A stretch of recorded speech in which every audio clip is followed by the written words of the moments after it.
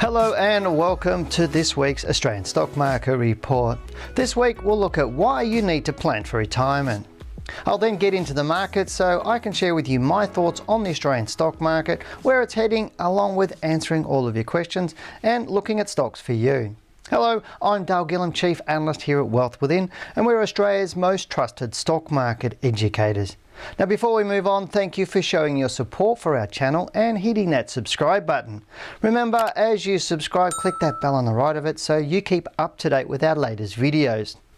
Also, remember to tune into our live Australian stock market show every Tuesday, 7 to 8 p.m. Australian Eastern Time. This is the show where you get to ask us, the stock market education and trading experts, to look at your favourite stocks and answer all of your questions. Now, over many generations, there's been a long-held belief that we need to pay off our mortgage as fast as possible.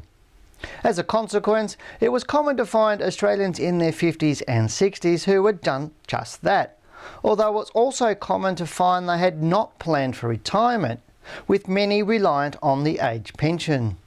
But times have changed and property prices have soared over consecutive decades as a result of easier access to credit, not to mention the marketing hype around property encouraging individuals to borrow to buy bigger homes, pools, new cars, holidays, just to name a few. Now, it's very common to find people in their 50s and indeed in their 60s with significant levels of debt in the years immediately prior to their retirement. So it's no wonder many are nervous about retiring. Now, if we look back at the GFC, many retirees and those close to retirement struggled after their superannuation plummeted as the market fell, with some even having to go back to work to survive. It is now a little more than 10 years on, and the coronavirus crash has hit current retirees and those nearing retirement. Once again, many Australians in retirement or close to retirement may be faced with a conundrum of whether to continue working or return to work to survive. Some may even need to sell down their assets if they want to retire. With the concerns and restrictions surrounding the coronavirus expected to continue for quite some time, analysts are predicting residential housing prices will fall in the coming year. We are already seeing a significant increase in vacancy rates in rental properties in major cities as students, expats and others have left Australia. Those in heavy debt and those who are nearing retirement may need to sell their property to pay off their debt and rent, which may push property prices down further. While the coronavirus has been devastating, the one thing I hope that changes as we move forward is a reduction in the level of debt in Australia, because we cannot continue as we have in the past. As a country, it is important that we keep our debt levels low and plan for retirement earlier rather than later, as we don't know when the next GFC or coronavirus will occur. So what are the best and worst performing sectors last week? Well, the market barely rose last week and 6 out of the 10 sectors ended up in the green for the week. Materials and communication services were up over 2%, healthcare was up over 1%, whilst industrials, consumer staples and utilities were all up under 1%.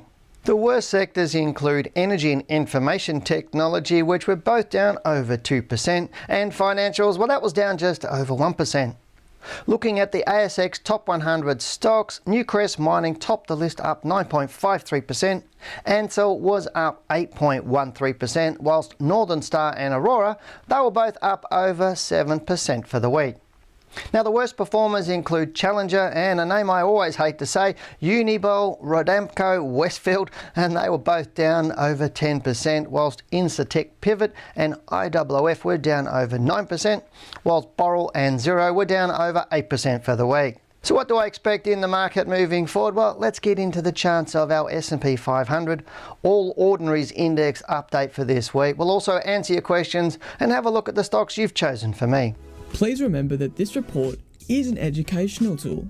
While Wealth Within holds an Australian financial services licence, the information featured in this program is general in nature and therefore should not be relied upon. Before making any investment decisions, you should consult a licensed professional who can advise whether your investment decisions are appropriate for you. We hope that you enjoy this week's report. Alrighty guys, after some exciting weeks on our marketplace through March and even into April, May's been a real boring month so far because the market's just literally been going sideways and not going up, not going down, not picking a direction. It's a real strange market at this point in time, although that said, I am still more bearish than I am bullish. Hey, but you've got to pick a direction. I always like to plan for the worst and then hope for the best. But let's go and have a look at the charts and I'll give you my thoughts for what I'm thinking the market could do over the next 4 to 8 weeks, so you might be able to plan yourself out. So stick my glasses on and have a good look. On what you're seeing on your screen now is a weekly chart, and what we're seeing is that's the all-time high here back in February of 7,289 points. Then we had the big massive fall down to the 23rd of March where it had a low of 4,429 points. Now you can see here, so we had big bar here, nice 3 big bars right up through to 5,618 points. Now we've got this one here is also up here, just about 5 points higher. It's 5,623 points. But really since then, since mid-April, we've had 4 weeks of the market really just going sideways, because right now the close, as you can see there, is lower than it was on this bar, but it is higher than all of these other bars. We're only up a couple of points last week, but right now this is a sign of indecision. If I use my little price measure tool, we can see from the low to the close last week, the market's up 24%. So we can see that, but if we look at the last few weeks, it's a whole different ball game. We're up here, we're looking at 3.58%. So people are still buying in. You're getting a lot of people trying to bottom pick stocks that are cheap. I'm getting a lot of people saying to me, well, if I'm buying for 2 to 5 years, Dale, what's the problem if I buy right now? Well, the problem with buying right now is the market could fall away. And if it does fall away, I know how you'll be feeling. A lot of people think, oh, I'm buying for 2 to 5 years. So they try and use that as a cover all. Now, is there a bad time to invest in the stock market? Well, not really, but there are better times to invest in the stock market, if that makes sense. So whilst I suggest you should always be investing in good stocks, and same with property, there's never a bad time to buy property. There's just better times to buy property. So whilst now is not necessarily a bad time to buy property, we might get better deals in another year or even 18 months, at least 6 months. And we're already seeing property prices come down. We're seeing vacancy rates go up. So that's going to push more property prices down, as I mentioned in my report. But looking at the market, where is it actually going to go? Now, right at this point in time, we're seeing the market can't move back up. It's only moved up about a third of what it fell.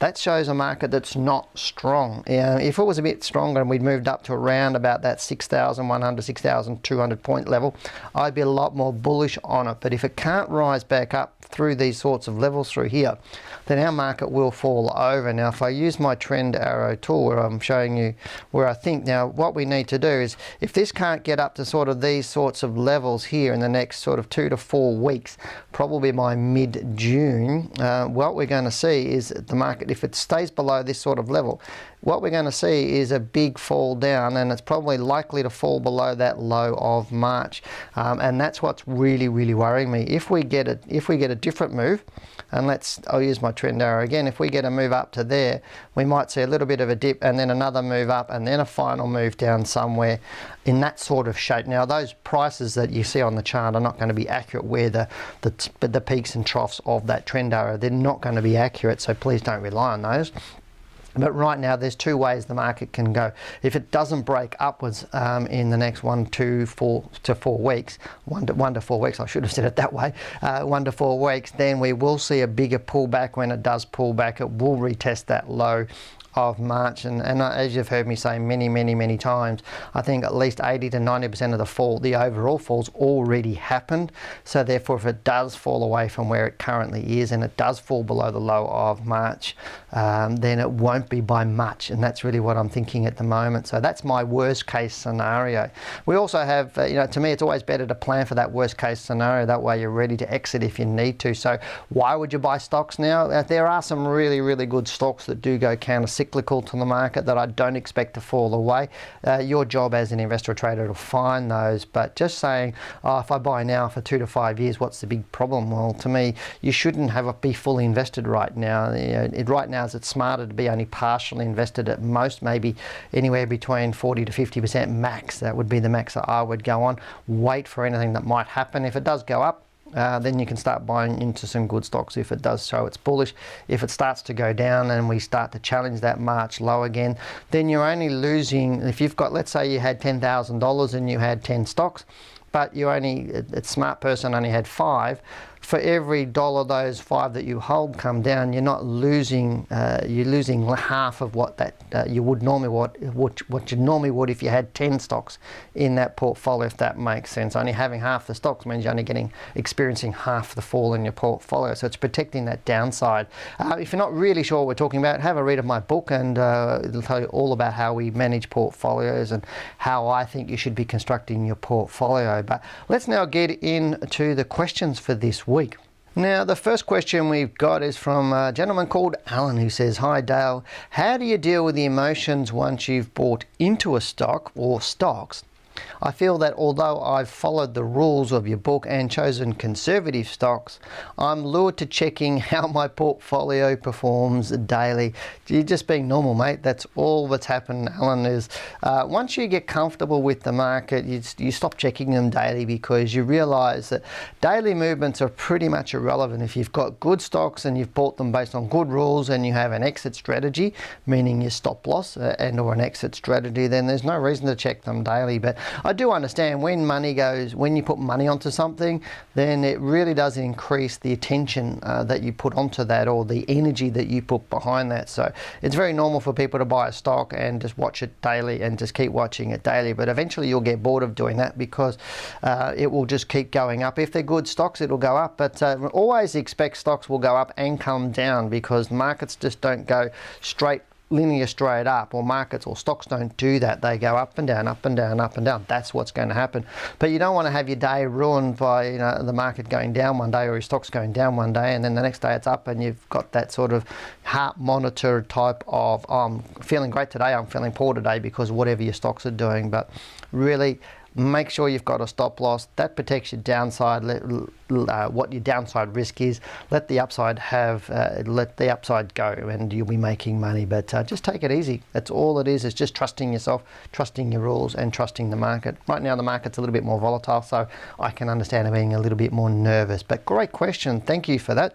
The next one we've got is from Maran, I think, or Mayran. I'm not sure exactly how you say that, but they say, "Hey Dale, I love your videos. I know you said in one of the last videos that we shouldn't invest in travel and flight stocks at the moment, but web looks good to me at the moment. Could you please give us your opinion on that?" I've also had a lot of people asking about Flight Centre as well, so I thought I'd cover both of those. I'll do Flight Centre and Webjet. I don't buy airline stocks simply because of anything can happen with an airline stock, and talking about oil prices, all sorts of things can happen. You might get a natural disaster in areas, or a plane crash, or you might get certain other things that could happen that causes airplanes to stop flying for a period of time, and obviously their stocks plummeting, because they can be quite volatile. So that's my thing. Right now, nobody's traveling, so anything to do with travel and tourism is a real struggle at this point in time, and we're still seeing announcements coming out by world governments about whether we open up borders. I mean, Australia's is talking about where can we travel internally, let alone externally through international. Now I've got business to do in the US, and I'm really keen to get over there and start doing what I need to do over there, but I can't at this point in time, so I'm just sitting on my hands. And I'm sure there's a few other people, but I don't know. I'm saying to my these people on my Zoom meetings, this could be 12 months, could be 2 years before I get over there. But anyway, let's go and have a look at Webjet and Flight Centre. So on your screen, I'll just bring up Flight Centre now. On Webjet, I had it on Webjet. So looking at Webjet, it does look very bearish. Now, I know a lot of people bought this. They made an offer where people could buy more of the stock, and I did get some questions on that. And Janine and I generally do not buy corporate actions, and people go to me, "Well, you said don't buy this." We go, "No, we didn't say that." A lot of people take things that Janine and I say out of context. We said we don't do this sort of stuff. That doesn't mean you shouldn't be doing that. And we also said, and I remember saying this, we didn't read the offer document, so we can't give you personal advice on what you should do, whether you should buy more or whether you shouldn't buy more. We're just saying we don't generally buy corporate actions because they're generally not something that is beneficial to you, but sometimes they are. And in this point in time, a lot of people took it up, and we can see here the big move right up on this stock, right up to around, what was that price there? It went up to $3.68, but you can see it came right back to close here. And I'll just zoom it up a little bit so you can actually see. But after these 3-4 weeks, none of those are super strong. So the market is not moving forward. It's not saying this stock is great. If they did, it would still be closing right up here. Now, just be careful if it starts to fall over, then it will challenge that. But again, where is Webjet going to get its money from and revenue from if we can't travel? Because obviously people go there to book flights, and we've already told us all the airlines are also saying that it's going to be a staged approach coming back out, and where they fly and how they fly. They're going to be trying to fly the most profitable routes first, because obviously the airlines do need to make money, and obviously hotels, etc. also need to make money. But Webjet doesn't look that exciting to me. But let's go and have a look at Flight Centre, another company in trouble. That obviously they were making people redundant. And again, look at this, it just does not look comfortable at all. And if I bring up that weekly chart so I make it sure it's easier, again, you're not seeing much of a movement down there, and it closed lower last week. So Flight Centre does not look good. Here's the low in March, and we'll see that low point there coming up at $8.69. You can see that one there is $8.56, so it went lower. My guess is things going to go lower again, but people are out there trying to bottom pick and catch falling knives. And I have had a few people on the chat forum saying, well, you said I was catching a falling knife, but I made this much money. A few weeks does not make you a great trader or even a great analyst. It just means you could be lucky at this point in time. And if you're not buying and selling on good rules, then you're going to be gambling. And this is why I say to people, just buy my book and you'll learn some rules. If you're really serious about trading, then you really do need to learn. But buying stocks that look bearish and are bearish is not very wise. So again, I'd stay out of some of these stocks like Webjet and like Flight Centre, because you really could be catching a falling knife. And again, I wouldn't use the excuse, well, if I wait 2 to 5 years, I'll be fine, they'll come back. But they may not. They may go broke. We don't know how long this is going to happen. We don't know what the government's going to do. We don't know if we're going to get another outbreak. None of that is guaranteed. And so if we get another outbreak, a large outbreak, then this could go on for another 8 months to 10 years, or 2 years, sorry, not 10 years, I hope not, 8 months to 2 years. And if they're not booking people, they're going to close down, go into administration, or go into bankruptcy. But I'm not saying they are now, but I'm just saying if things happen that way, they could do that. Let's get on to the next question. Alex is saying, hi Dale, great show as always. What is your opinion on the so-called experts saying that every time the S&P 500 retraces back over 50% during a recession, it's start of a bull run? How do I answer that? Do I use a rule around 50%? Yeah, I do. I use very much. It's one of the most profitable rules you can use. But every time they've dealt that, I'm assuming you're meaning S&P 500 in the US, but it just works on any market, any stock, any commodity, anything that's tradable. And I won't go into the details of it, because you do need to be a trader before you really understand this. But what is retracing back 50%? That's the first question you've got, and so it's half of whatever it fell. So if the market was at 10,000 points and it fell to 5,000 points, that's what we're talking about there, or that's what they're talking about there. But how do you know it stopped falling? That's the other question, and that's what I'm saying at the moment on our market is I don't know whether our market's finished falling in that March low. I think it's going to retest it again, and that retest could mean it's fallen even further. We haven't fallen 50% on our market. We fell about, I think it was about 38% from memory, so we haven't fallen 50%. But we could fall 50%, and when we do fall 50%, if it starts to go bullish, then that could be the start of a new bull run. So it's a smart question. When is 50% and what is it? How do you calculate it? But the next question is then, or when do you buy after it does that? Do you immediately buy or not?